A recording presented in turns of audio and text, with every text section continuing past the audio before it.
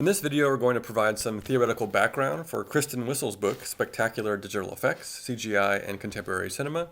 Specifically, we'll look at the concept of spectacle. What are the defining qualities of cinematic spectacle? What does spectacle have to do with digital effects? And how does Whissel try to think about spectacular digital effects in a new way? So I'm giving you these two images to represent these two theories of what spectacle is and the role that it's played in film history. So Tom Gunning, his essay is called Cinema of Attractions, and that's the name of his concept that he develops as a way to rethink the ways that film scholars approached early cinema. By early cinema, I don't mean silent film. I actually mean a very small sliver of silent film between the years of 1895 and 1906, before narrative, and especially classical Hollywood narrative, even the seedlings of it were codified. So he writes, the cinema of attractions directly solicits spectator attention, inciting visual curiosity and supplying pleasure through an exciting spectacle, a unique event, whether fictional or documentary, that is of interest in itself. Theatrical display dominates over narrative absorption, emphasizing the direct stimulation of shock or surprise at the expense of unfolding a story or creating a diegetic universe. The point of his argument is to say that film scholars have been so obsessed with the development of narrative in the history of film that they see pre-narrative film as a kind of failure to do what film was destined to do, which is tell stories in which we are viewing absorptive worlds, or worlds that seem autonomous, that we have this privileged voyeuristic access to, and then we become absorbed in the stories and we identify with characters. Scholars would think of early films such as like this Georges Méliès film, or even earlier this Phantom Ride or the Serpentine dance film, as maybe having little aspects of narrative, and that was the point of analyzing them. Gunning is trying to say, no, we need to start thinking of different frameworks to understand these films outside of the boundaries of narrative. Spectacle is sometimes the main attraction. Interestingly, Laura Mulvey's essay on the male gaze would seem to have very little to do with this claim about early cinema, but Gunning actually brings up her essay because there is a very similar argument that they're making about one particular aspect of the films that they choose to talk about. Gunning's doing early cinema, film before 1906. Mulvey's doing classical Hollywood cinema, but they make this very special point in common about the relationship between spectacle and narrative. Check it out in this quote. He says, mainstream film neatly combines spectacle and narrative. The presence of woman is an indispensable element of spectacle and normal narrative film, yet her visual presence tends to work against the development of a storyline, to freeze the flow of action in moments of erotic contemplation. This alien presence then has to be integrated into cohesion with the narrative. So once again, they're actually making a kind of similar assumption about what spectacle entails in the study of film. It is something that halts narrative. And she weaves this into her grander claim about the function of woman in patriarchal classical Hollywood cinema, that woman becomes a kind of problem, and one of the ways to address that problem is to turn her into an object of the male gaze. That is, a kind of spectacular object. But of course, there is an erotic inflection to this spectacle. Spectacle doesn't have to be erotic, but it very much is in Mulvey's theory of the male gaze. So the idea here that is shared across them, despite their differences, is that spectacle opposes narrative. Now, we'll get versions of this argument when it comes to the emergence of digital special effects. Of course, special effects in general have a kind of spectacular quality, but some film scholars have noticed new forms of spectacle emerging with the popularization of digital effects. One of them is Michelle Pearson, who calls the years from 1982 to 1995 the wonder years. Basically, she's saying that as digital visual effects start to emerge and integrate themselves into narrative cinema, you would get these kinds of visual effects that would seem to halt the narrative, that would be almost their own temporality. Tron is a good example. Right, where we have these sequences where it's like we're watching a video game and there's very little narrative development going on. It's like a game in itself to watch. So once again, right, we can think about spectacle opposing narrative. Laura Mulvey will theorize the way in which there's, two parts of this composition: the male gaze that we first look at, and then we get the woman rendered as object of desire. A very similar form, kind of editing form, emerges with the wonder years, right? To draw your attention to the comparison, right? I'm taking Mulvey's quote here. Mainstream film neatly combines spectacle and narrative. The presence of woman is an indispensable element of spectacle in normal narrative film, I could easily replace woman with dinosaur. And it seems to describe a similar kind of structure here. And I might replace freeze the flow of action in moments of erotic contemplation. I'll replace that echoing Pearson's argument with wondrous contemplation. The same kind of thing applies. It's not as problematic because it doesn't reduce an entire group of human beings to objects of spectacle. But it does follow a similar kind of cinematic logic. So I want to actually show you this sequence from Jurassic Park, since I think it's really useful to give a sense of just how many little formal details will go on to instruct the spectators that spectacular mode of engagement is what is encouraged, right? That we're identifying with protagonists who themselves are being absorbed in a spectacle. So in Steven Spielberg's Jurassic Park from 1994, this is the sequence in which our protagonists first encounter the dinosaurs. It's a sequence that presents the protagonist's act of looking as encouraging our own act of looking. The dinosaurs are as much spectacular beings for the characters as they are spectacles of technological imaging for us, the spectators. So what we have is a halting of narrative progress so that we can simply look. And what's interesting is that all of the actors' gestures and lines of dialogue reinforce the idea that we're looking and doing nothing else. Sam Neill's character, for instance, takes off his sunglasses in this haphazard way, a gesture that reinforces this act of pure looking.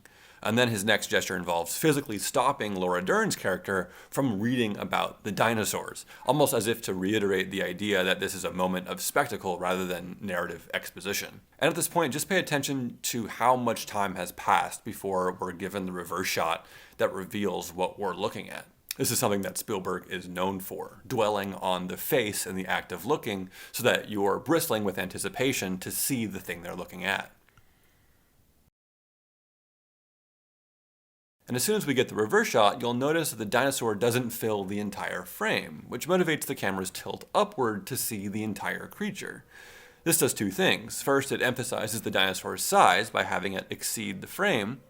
And second, it helps entrench the impression that the dinosaur is in fact captured by the camera, which is of course an illusion because the dinosaur is computer generated.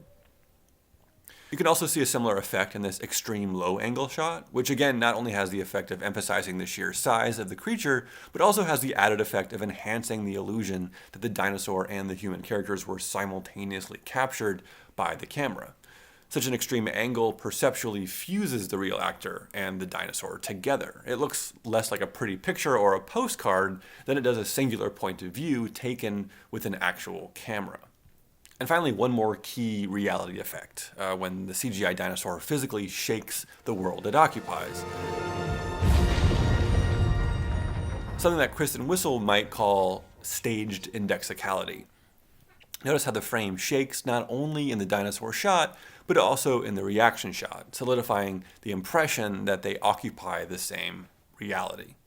There's a way of witnessing a scene like this as reinforcing the idea that the emergence of CG in the 1990s, right, part of the wonder years, as Pearson calls them, is mostly halting narrative because it's so visually interesting and novel that it's very difficult to simply integrate it into narrative. Michael Allen, who is a film scholar, will read this scene the way I want you to think of it, as a kind of stasis that Whissel is going to destabilize. So he'll say, this scene is spectacularly and almost arrogantly announcing the arrival of a significant advance in the field of CGI effects. This is also a representation of the reaction the filmmakers hope the audience would be having as they first see the CGI creatures, right? So something that's taking us out of narrative and just appreciating the artistry and also the imaginative triumph of creating that which has never existed in a way that somehow seems real. Right? There's this kind of paradox, like we don't know what dinosaurs actually look like, and yet we look at them and we believe, wow, they seem real, right? So we know that there's no correspondence theory of realism that is guiding us, but something that Stephen Prince called perceptual realism, right? They don't match actual dinosaurs in the world, but they do conform to the way material things will, say, reflect light and absorb shadow.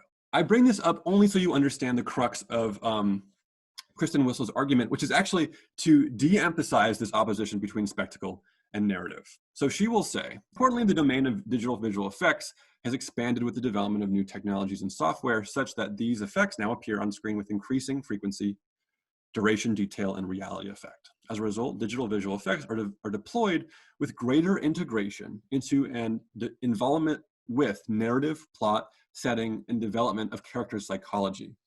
Now, it doesn't seem like she's saying anything controversial, but remind yourself about the claims about how spectacle refuses to be absorbed into narrative because it seems to halt things, right? And here's one version of her main argument of the entire book. In this book, I argue that many awe-inspiring, spectacular visual effects articulate a range of complex concepts and thematic concerns that are central both to the narratives of the films in which they appear and to the broader historical context in which the films were produced and exhibited. These historical contexts include the experience of new technologies and technological change.